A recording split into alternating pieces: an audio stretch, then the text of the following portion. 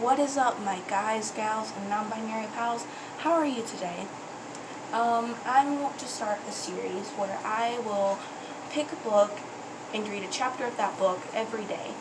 I know this may sound boring, but I really enjoy reading to people. I will apologize because I know I'm going to mess up a little bit.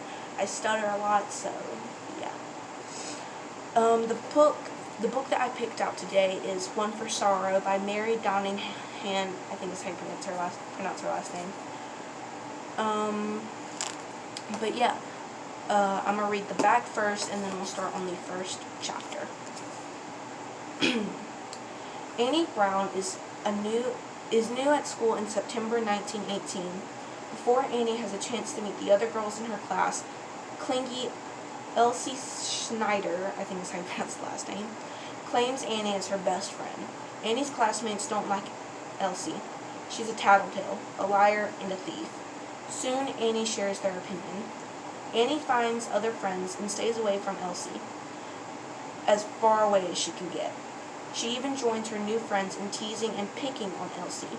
After all, Elsie is obnoxious and her father is German, a Hun, the enemy in the war overseas. Elsie becomes a victim of the deadly Spanish influenza, but her claim on Annie's friendship lives on, and so does her anger at Annie and the others who made her life miserable. She will be Annie's best friend, and she will have her revenge. Annie won't get rid of her so easily this time. So, like I said, I did stutter a lot during that. I probably will stutter a lot while reading, so you're just going to have to stick with me. But yeah, this is called One for Sorrow, and we're starting on the first chapter.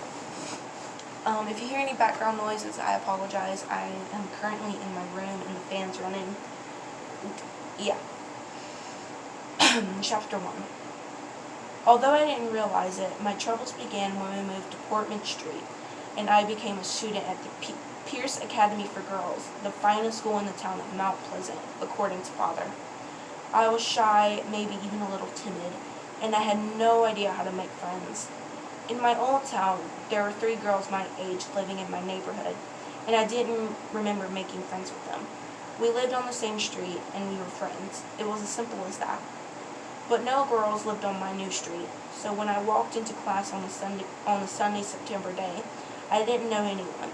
All I saw was a sea of white blouses, blue ties, and blue skirts. Row after row of them. I was too nervous to notice the faces, just the uniforms. Miss Harrison introduced me. Girls, it's my pleasure to introduce Annie Brown, new to our school from the Fairfield Academy in Mount Holly.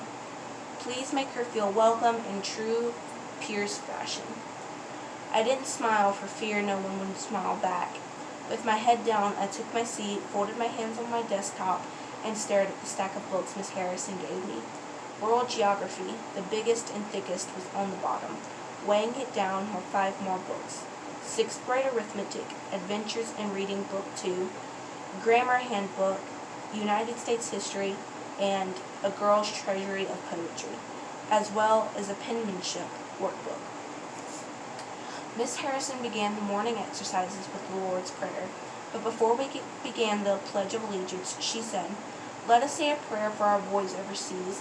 May God bring them home safely from this terrible war." We bowed our heads and prayed especially hard for Uncle Paul, Mother's brother, who is in France fighting the Germans. The newspapers were full of dreadful stories of trenches and poison gas and bombs and battles. I worried every day about my uncle. I wished President Wilson had never declared war, but Father said it was our duty to save Europe from Germany. I was glad he was too old to be drafted. After we pledged allegiance to the flag, we took our seats, and Miss Harrison pulled down a large map of the world and quizzed us about the war. Tapping her pointer on northeast France, she asked what was happening there. I wasn't sure, so I lowered my head and prayed she wouldn't call on me. Plenty of hands shot up in the air. Miss Harrison looked around the room and said, "Rosie O'Malley, stand up and tell us what you know." A red-haired girl in the back row got to her feet. She had so many freckles you could hardly see her skin. She grinned at the girl who sat beside her. "That's the Oregon forest." she told Miss Harrison. "We're fighting a big battle there against the dirty, rotten Huns." Miss Harrison frowned. "Correct on location, Rosie, but I've told you to not use slang. In this class, we speak formal English. Please repeat your answer using appropriate terminology." Rosie shrugged. "All right, we're fighting the dirty Germans in the Oregon forest, and I hope we kill every one of them." A low giggle spread through the room, and Miss Harrison frowned again. "Just answer, Rosie, without the adjective or your opinion." Rosie's face turned as red as her hair. "We're fighting the Germans in Oregon forest, but we all know they're dirty Huns. That's what everyone calls them. Huns. Krots, Fritz, swine. Why can't we say what they are?" "You may use crude language when you are not in school, Rosie, but in this room you will speak formally. Please see me after school." Rolling the map up with a snap, Miss Harrison told us to open our arithmetic books. Instead of giggles, I heard soft moans. Whether it was for sympathy for Rosie or dread of arithmetic, I couldn't tell. Maybe both. After a lesson on changing fractions to percentages, we diagrammed long, complex sentences that used up a whole page in my notebook and took a spelling test. Not too hard. I only missed 2 words out of 20, a solid B. Father would have asked why I missed 2, of course, but Mother would say there was nothing wrong with the B. When Miss Harrison dismissed us for recess, I was happy to stretch my legs, but worried about going outside to play with girls I didn't know. I walked to the cloakroom slowly, hoping the others had already gotten their coats, and rushed to the playground.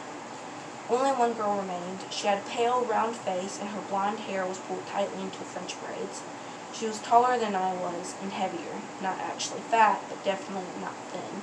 When I reached for my sweater, she smiled at me, revealing a mouthful of the most crooked teeth I'd ever seen. "My name is Elsie Schneider," she said, "and we're going to be friends, Annie Brown. I knew it when I saw you come through the door." She grabbed my hand. Her skin was cold and damp, and I wanted to snatch my hand away and wipe it on my skirt, but that would have been rude, so I let her hold it. Elsie led me down the empty hall. "There's lots you need to know about the school," she said. "Things I wish somebody had told me when I started here last year." "It seems nice," I said. "As far as school goes," I added, so she wouldn't think I was being a goody-good. "Nice?" Elsie laughed. "Just wait. You'll see. The girls here are all, I don't know how to say that word, conceited? I don't know. Snobs. They've already chosen who they want to be friends with. They didn't choose me, and they won't choose you either." She squeezed my hand so hard it hurt and added, "But that's all right, because we have each other." Pushing open a door, she stopped on the top step. Below us, the girls in our class played tag, jump rope, and gathered in laughing groups. All of the girls, Rosie laughed the loudest and talked the most. She was like a toy wound up too tight. She swung high and ran fast. Everyone followed her, doing what she did and calling, "Rosie, wait. Rosie, I'll share my cookies with you if you sit next to me at lunch." "No, sit next to me and I'll give you my cupcake. Devil's food with chocolate icing." "Rosie, come to the sweet shop after school and I'll buy you a peppermint stick." Rosie never said yes or no. She laughed and kept going as if she waited for the best offer. Elsie made a face. "And that girl, Rosie O'Malley, is the worst of all. You saw how rude she was to Miss Harrison. She's absolutely awful. I hate her, don't you? I don't even know her. In my eyes, Rosie was exciting. A girl who did things and had a lot of friends. She was much more interesting than Elsie, but I certainly wasn't ready to say that and risk losing the only friend I'd made so far." "Do you want to play hopscotch or swing or anything?" I asked Elsie. It seemed to me some of the girls had noticed us standing apart. A few whispered among themselves, looked at Elsie and me, and laughed. I didn't like being stared at. I checked to see if my sweater was buttoned crooked. Maybe a shoelace was untied. Maybe my hair was tangled. Maybe my hair had a tangle Mother hadn't seen, or I had jam on my mouth. In answer to my question, Elsie shook her head. "All the swings are taken, and I hate hopscotch. Don't you? It's almost as stupid as jump rope and jacks. Baby stuff, I think. Hopscotch is okay, if there's nothing else to do." Here I was again, trying not to offend her. Why couldn't I speak up and say I loved hopscotch? Like jump rope and jacks, I was good at it. My friends at my old school called me the hopscotch queen. Elsie took my hand again. Let's walk together, Annie. Conscious of being watched, I let her hold my hand and led me down the steps. A group of girls thronged around us. Rosie grabbed Elise's and my linked hands and held them up to show everyone. Look, she shouted. Fat Elsie has a girlfriend. I snatched my hand away, but Rosie and everyone else laughed. One of Rosie's friends gave Elsie a little shove and looked at Rosie to see if she was impressed. Better not make Fat Elsie mad, Rosie sneered. She'll tell Miss Harrison. Someone began to chant, and the others took it up. Tattletale ate a snail, threw it up in a garbage pail. Elsie pulled me away. Come on, Annie. Those girls aren't worth a wooden nickel. Who cares what they say? Not me. Trying to ignore the girls, I walked away with Elsie, whether or not she cared. I cared. Elsie pulled me closer. I hate Rosie so much, she hissed in my ear. Someday I'll get even with her. Just wait. You'll see. Behind us, the other girls chanted our names and laughed. Elsie and Annie were sitting in a tree, fat and ugly as they can be. When the bell rang, I was more than ready to join the line waiting to go back to our classroom. On my first day at Pierce, I'd made only one friend and 20 enemies.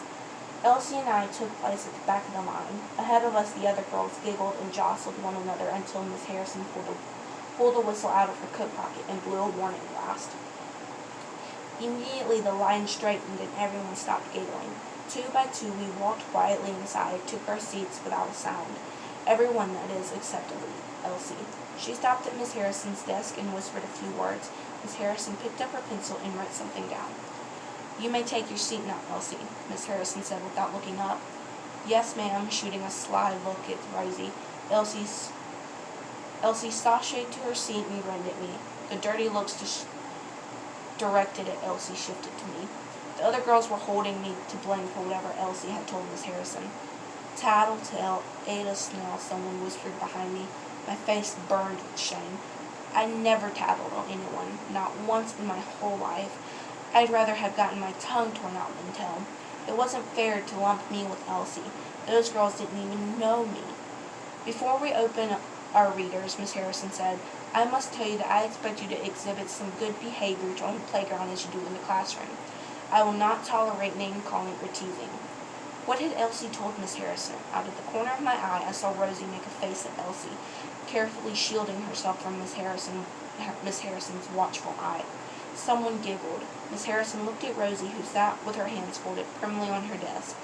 The rest of the day passed slowly when the dismissal bell finally rang. My first thought was to escape from Elsie, but she was by my side before I buttoned my sweater. As we left the classroom, Elsie paused in the doorway to take a quick look at Rosie, who was standing at the blackboard back to us writing. I will use proper language in school. Her handwriting sloped upward and her letters were poorly formed, but maybe that was because she was in a hurry to finish. I hope Miss Harrison makes her write it 500 times, Elsie whispered. Miss Harrison had ears as sharp as her eyes. She gave Elsie and me an angry look, clearly warning us that we'd be writing on the blackboard ourselves if we didn't leave it once. Rosie turned her head and made a face at us both. Once more I was being blamed along with Elsie for things I hadn't done.